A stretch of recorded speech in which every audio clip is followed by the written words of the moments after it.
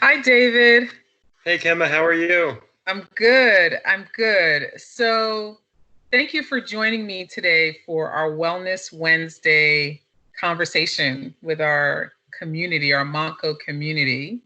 Um, I was thinking we could do a little something different today, David. Maybe because you are a psychologist, Dr. David Kowalski, I thought maybe you could lend some of your expertise in helping us think through some questions that people may have or issues that they may be dealing with. What are your thoughts about that? That sounds great to me. And I would love your thoughts on it too, Keima, knowing that you have a background in social work as well. Oh, Uh, thank you. Yeah, mhm. yeah, that's cool. So let's talk to the peoples. So I know that some students have reached out wondering if it's normal for them to feel perfectly fine 1 minute and then completely overwhelmed and have a total emotional meltdown the next. Is it normal for people to be feeling this polar in their emotions during this time? Yeah, I think it's we're in uncharted territory, and it's a stressful time. It's an anxious time, and news is filtering in minute by minute, and people are exposed to some new headline 30 seconds after they were exposed to something else in their life that was pleasant, and suddenly their mood takes a nosedive. I think it's very common. I don't think people who are experiencing that are alone in that.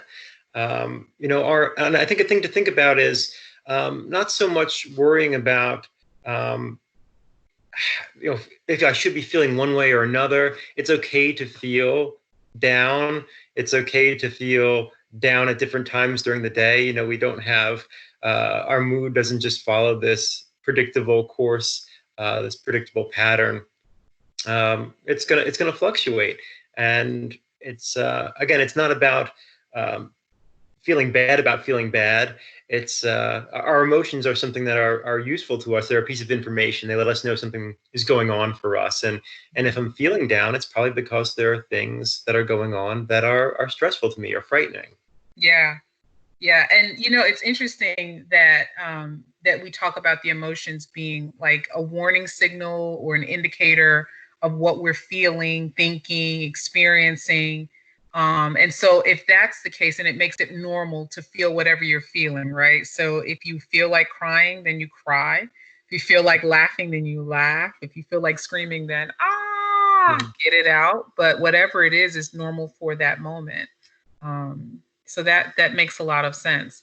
But David, talk to me about the food Mhm. because man, I keep telling you, I know I'm a vegetarian, but I just keep craving chicken wings and I don't know what that's about. And I might break down and eat a wing, David. Why am I just wanting to eat? What is that? Well, I think there are a few reasons that people are experiencing that now. One is because we are confined to home. So first of all, people have more access to food, so Yeah. it's more omnipresent when you're in class or when you're teaching or you're sitting at your desk. You don't necessarily have food around you and can easily grab it. Uh, Yeah. so there's just access. But I think obviously eating, oftentimes, especially like sweet things, it releases a certain amount of dopamine in our brain. It makes us feel good for a minute. And when we're feeling anxious, what we want to do is not feel anxious. Yeah. So we may eat to comfort ourselves. You know, um, we can also eat because it gives us that burst of energy, right? And we're feeling drained because maybe we're more stressed, and so that kind of stress response is more activated. That increases our hunger. Or we've been working, our workloads for our classes have increased, so we've been working a ton of hours, and we need the food we feel like to sustain us. Or instead of getting sleep, we're eating to counteract that effect that should be made up by sleep, but we're actually eating instead. Yeah. Yeah. So I guess, a chicken wing wouldn't kill me necessarily, but I know there are reasons why I became a vegetarian, right? So it's Mm-hmm. probably a better idea that when go out that one day a week, when I go Mm-hmm. out and get food for Sabela and I, that I try to get as many healthy options as possible so that um, I can do, if I'm going to be eating, if I'm noshing, all day, just nibbling all day, that I'm nibbling on as many healthier items as possible, to minimize like the junk food, because then that does make me feel crappy, right? Well, like when I eat junk food, it does make me feel heavy, and it makes me feel sleepy and tired, and I'm not able to think as clearly. So it sounds like there's space for both. There's balance, right? Yeah. But just making sure that I don't go crazy with my chicken wings. Right. And again, but like you said, it's also thinking about, why we're doing the eating we're doing. Is it just because it's accessible? Is it because I am feeling more anxious and I'm trying to comfort myself? And if that's the case, then, it behooves me to try to figure out other ways to cope with that anxiety. And one of which is just to acknowledge that it's okay to feel anxious too at this time. Yeah, absolutely. So, David, you know that so many of our students, faculty, and staff are parents, right? And Right. they may also be taking care of other family members, right? So I have a mom who, where my siblings and I are trying to support our elderly mother and make sure that she's okay. And so there's a level of stress that goes along with that, especially being in this kind of environment. But then we have to focus on classes and work, and it just feels like a lot. Do you have any tips or ideas on what we can do to manage these competing responsibilities and the feeling of overwhelm that sometimes comes with that management of life? Yeah, I know, like you said, like for a lot of our students and faculty and staff, life was challenging before this happened even. Yeah. It's not like everybody's life was just swimming along, in a kind of a lovely flow, and then this came along and threw everything off. Yeah. It's just another added thing for us to deal with. And you're right, it can feel overwhelming. And sometimes it is overwhelming because it actually is. There's a lot of stuff for people to deal with. And it varies from person to person, of course, but I think to some extent we may all feel this, taking on new responsibilities. I think it's really critical that we try to take a few minutes and try to figure out what are the things that we actually need to do and what are the things that are less essential. Yeah. I've worked with people in therapy for many, many years, and there's usually a few things that can come off the list, no matter, whether you're working 3 jobs, or you're working 1 job and you're homeschooling your kid, or you've lost your job, and you're searching for new jobs, and you're taking care of a parent or a sibling or kids. It feels a lot of the time like there's no time, and there's everything we do is essential. But times like this, we really have to prioritize. We have to sit down and say, okay, are there things that can come off this list? What is not essential right now? And then what can I reasonably accomplish? Set my expectations for what it's reasonable for me to accomplish. Yeah. Before I may have been doing all these things in my life, and maybe I can't invest the same amount of myself or my energy in each of those things. Now, maybe I have to cut back a little bit to make sure that I can still function in this space. Yeah, that makes a lot of sense. Actually, I had a student who reached out to me yesterday, and we had a text conversation about how overwhelmed they were feeling because they had all of these classroom assignments and tests and papers due, and then they had a child who was sick, and so they were just feeling really overwhelmed. And the advice that I could give them in that moment, because something was due later that day, was the main priority, now that you have your child stabilized, is this one assignment that's due today. All the other assignments, we'll break it down, we'll put it, we'll prioritize them. But really all you can focus on is this one thing that's due today. And I think you're right in that prioritization sometimes helps us to see in really clear ways how we can do this thing step by step. And if we create like, what can we handle today? Not all that we have to handle for our entire lives, right? What can we handle, okay, if you can't even focus on today, what can I handle in this 1 hour? Because if I don't figure out this 1 hour, I'm not going to make it to the rest of the day. Yeah, And we Kevin, need I to mean, break it that's down. an awesome point. Yeah. I mean, you're right. I think because we get, especially at times when we're uncertain, right, we start thinking about the future and what that's going to hold, and we don't know now what that's going to look like. I had plans for my graduation. Now that's changed. What is that going to look like? I had plans for teaching, for spending time with my kids, for Yeah, all these things. We start thinking way down the line, and you're right. We're not focused on the immediate future, and yeah. so we can feel more anxious. And like you said too, break it down as small as possible. When things seem overwhelming, it's Mhm. often really important to break things down into tiny little tasks so that Yeah. we can focus on what we need to achieve and then feel the success that comes with achieving those things. Yeah, that gives us more motivation and energy to focus on the next thing on the list, right? Yeah, Yeah. yeah, And I'm glad you had the conversation with them too, because I think it highlights another important piece, and that's help seeking at this time. yeah. A lot of us don't like to ask for help. Mm-hmm. Usually people don't come and see me in therapy like as a first option. Like, I'm feeling like I'm having a hard time, I better go talk to someone. It's usually like, the last thing on the list. Yeah, like I had a stroke. My doctor said it's not physical, so I'm here. I'm now here talking to you. Tell me, doctor, what's the problem? Right? Right. Yeah, yeah, exactly. And yeah, I'm glad you mentioned that, because it is important. Like when we think about strategies that we can use to help people de-escalate, right? Help them think Mhm. about ways to de-escalate if they're feeling emotionally out of control. Reaching out to someone is definitely a strategy, and it's Yeah. not a sign of weakness. I have to tell my students all the time, and while I'm telling them, I'm also reminding myself of the same thing. It is not a sign of weakness to reach Mhm. out for help. It is a sign of strength to say, I need support. And I think you might be able to support me, even if all I need you to do is be a sounding board.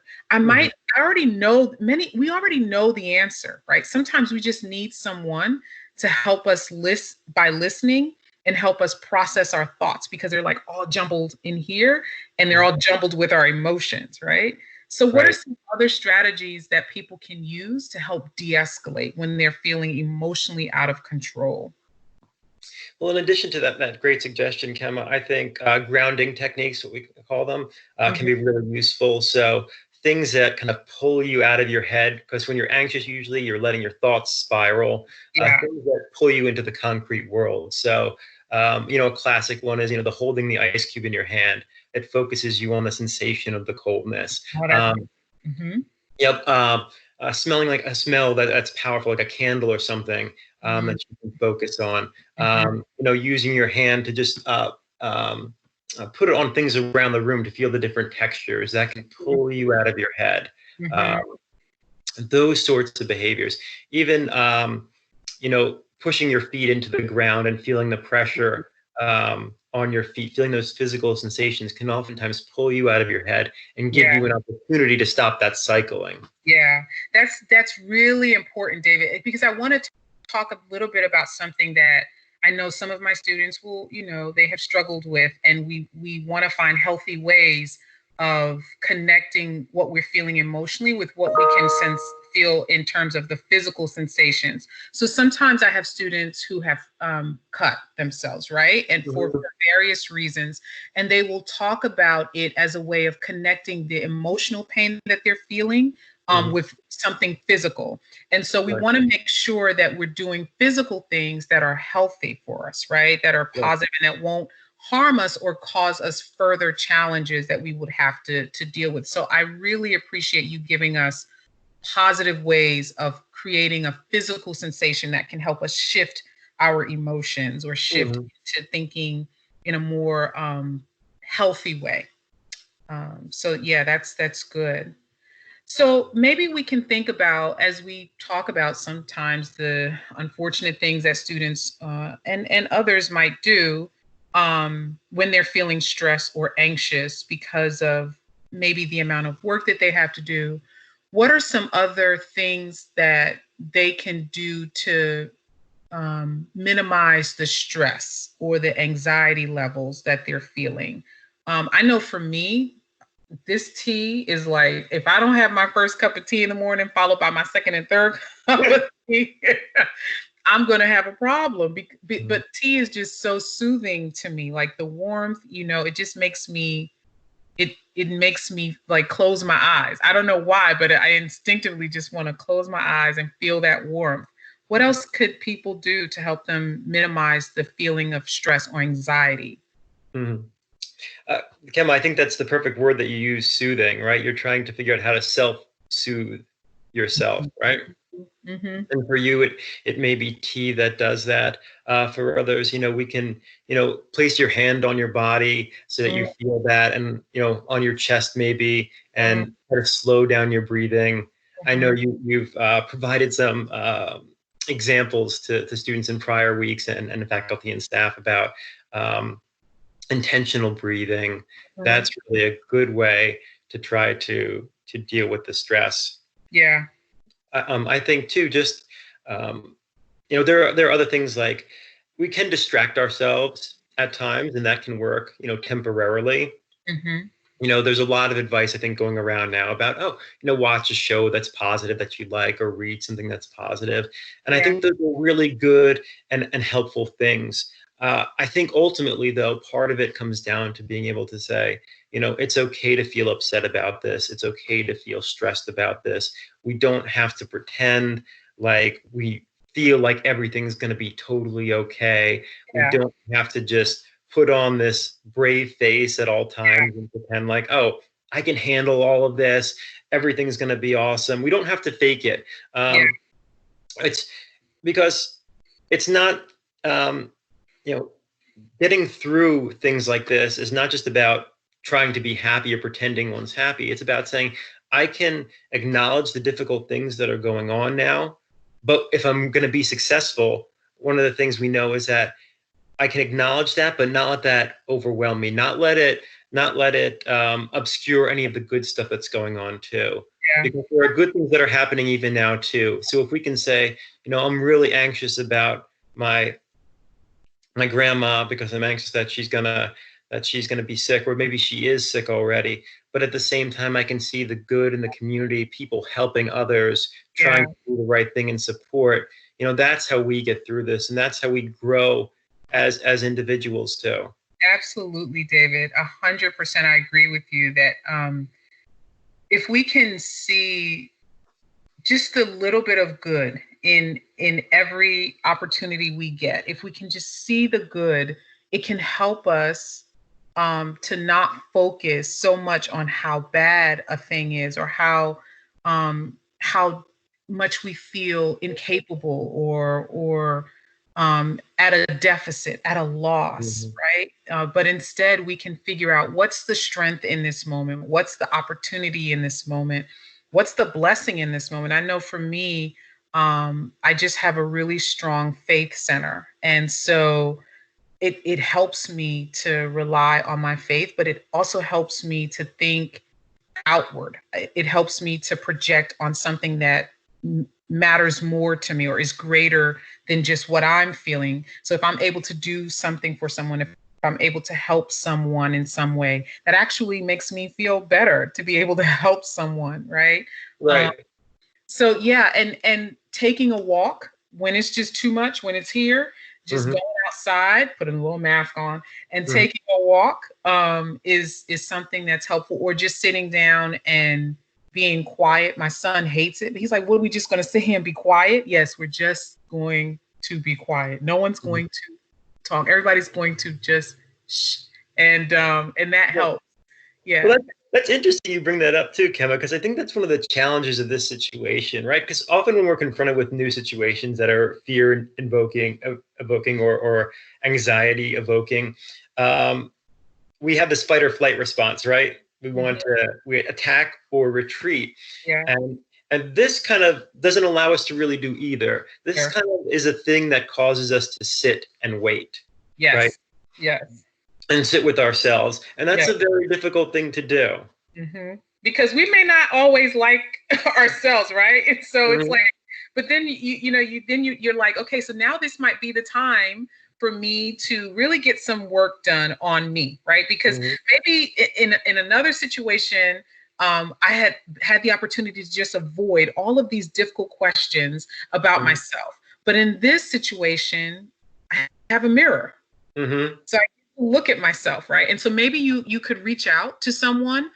You could reach out to a counselor. There are a lot of virtual counseling services. We have them listed on our COVID-19 page Mm-hmm. for students and faculty and staff. I know we also have CareBridge for faculty and staff. But we have these counseling services that we could use to begin to do some of that work of just really looking in the mirror and saying, hey, this is an opportunity where I get to ask myself some tough questions. And I can look at myself in the mirror and I can answer them, and I'm not going to die. Mm-hmm. I'm not going to be left alone. I'm not going to be deserted. But I may be able to get to the bottom of things in a way that I can understand for myself. Why is it that I make those choices that I make? And it could be an awesome breakthrough opportunity for us. So again, looking at it as a positive, right, as opposed to a negative or a burden. Yeah, and I think that's a great thing to think about. What's our intention during this time? Again, for some of us, it might just be, um, you know, making it through to the other side as Yes. healthy as possible. Yes. For others, it might be, learning a little bit about myself now that I'm in this situation and I find myself feeling this way. Can I come out of this? As the person I want to be on the other side. Yeah. Maybe my purpose is helping others during this time. After this is all over, I want to be able to say, when that was going on, I was still able to help people, and that's really important to me. Exactly. Yeah. See all of the awesome ways that we can use this time to do so much good for ourselves and for others around us and in our community. Um, so, David, this has been really good, I think, for our Wellness Wednesday reach out to our Monco community. And maybe you and I can do this again, and maybe we can have students and faculty and staffs email us questions that they may have about wellness issues or mental health questions that they might have, and then we can tackle them for them. What do you think? That sounds great, Kim. It's always a pleasure to talk to you. So, no, you're one of my favorite people in this world. So thank you, David. I appreciate it. Keima, thanks so much. Absolutely. Okay. Take care, David. You too.